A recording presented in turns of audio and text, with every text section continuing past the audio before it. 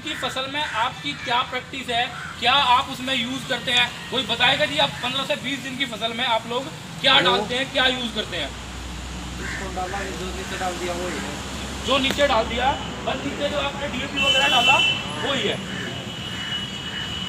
अभी आप एक काम करना, यहाँ बैठे हुए सभी लोगों के पास कम से कम 2 एकड़ की ज़मीन तो होगी जी। 2 एकड़ की खेती तो आप लोग करते ही होंगे, 2 एकड़ की खेती करते होंगे। आपने क्या करना है, अपनी जो 2 एकड़ ज़मीन है उस 2 एकड़ में से 1 एकड़ में तो आपने जो अभी हम लोग आपको बताएंगे वो प्रैक्टिस करनी है, और जो बाकी बचा आपका 1 एकड़, उस 1 एकड़ में जो आप लोग करते हैं, जो आपकी प्रैक्टिस चलती आई है वो यूज़ करना।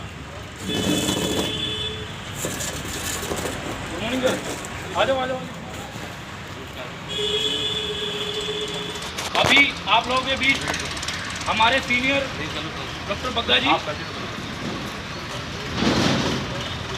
तो जो अभी हम लोग आपको बताने वाले हैं कि 15 से 20 दिन में जब आप अपनी फसल में, इसमें सरसों में पानी लगाते हैं, पानी कब लगाते हैं आप लोग? 1 महीने की फसल में। 1 महीने की फसल में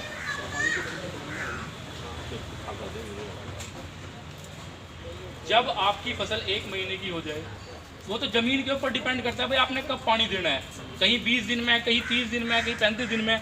जब आपने पहला पानी लगाना है और पहला खाद डालना है, तो उसमें पहले पानी के साथ में आपने पहले खाद के साथ में एक ये दिया हुआ है, सरसों का ही प्रैक्टिस दी हुई है, ये सारी की सारी स्वाधीन प्लस तारीफ की जोड़ी। मुझे लगता है कि जितने लोग यहाँ बैठे स्वाधीन को सभी जानते ही होंगे जी, स्वाधीन को सभी जानते हैं। कोई भी बीमारी इलाज अकेला स्वाधीन, कोई भी समस्या हो इलाज उसका स्वाधीन है। तो ये स्वाधीन ये सरसों में भी काम करेगा।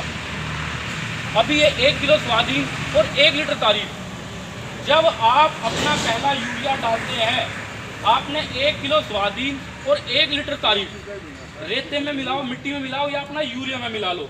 जैसे ही आप पहला यूरिया डालोगे उसमें 1-1 किलो ये मिलाओ और उसका छिड़काव कर दो।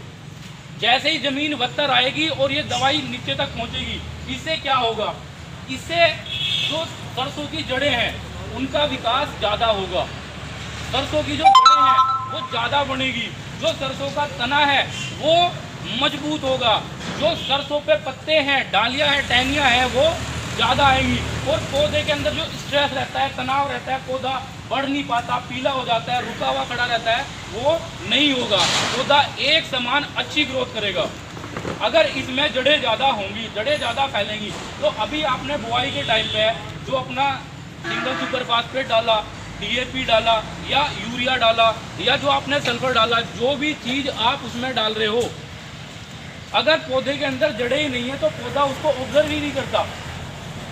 अगर पौधे के अंदर जड़ें होंगी तो जो आपने खुराक डाली है पौधा उसका 100% ऑब्जर्व करेगा, 100% खाएगा। अभी आपने खर्चा कर दिया, डीएपी तो डाल दिया, पौधे के अंदर जड़ें हैं नहीं, तो वो तो वेस्टेज ही पड़ा है ना। फिर फायदा क्या काटा आपने? 1500-1600 रुपये का जो कट्टा डीएपी का डाला, क्या फायदा निकला अगर उसमें जड़ें ही ना हो?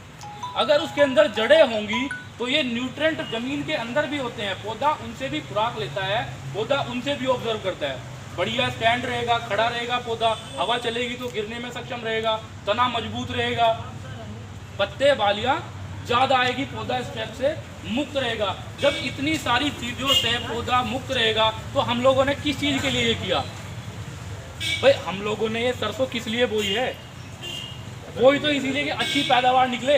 तो जब पौधे के अंदर बीमारियों से मुक्त हो जाएगा, उसके अंदर ताकत पूरी रहेगी, उसकी जड़ें पूरी रहेंगी, उसमें पत्ते पूरे आएंगे, उसमें टहनियाँ ज़्यादा आएंगी, तो उसमें फिर फलियाँ जो हैं, बालियाँ जो हैं वे भी ज़्यादा आएंगी, और जितनी फलियाँ आएंगी, जितनी बालियाँ आएंगी, उतनी आपकी पैदावार जो है ज़्यादा होगी, पैदावार ज़्यादा बढ़ेगी आपकी, और ईल्ड जो है आपकी ज़्यादा निकलेगी।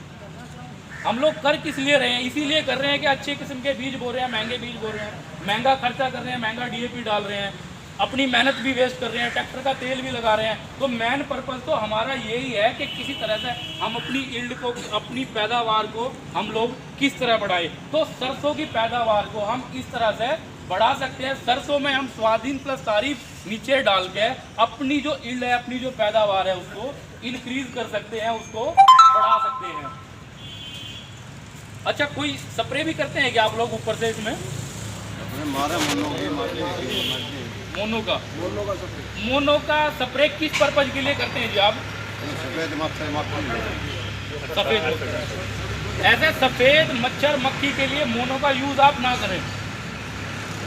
मोनो सफेद मच्छर मक्खी के लिए नहीं होती, उसके लिए एक दवाई आती है डिजायर। भाई डिजायर का पैक पड़ा है यहाँ पे क्या? नहीं, एक उसके लिए एक दवाई आती है डिजायर। डिजायर है उसमें? डिजायर है उसमें हाँ, ये देखो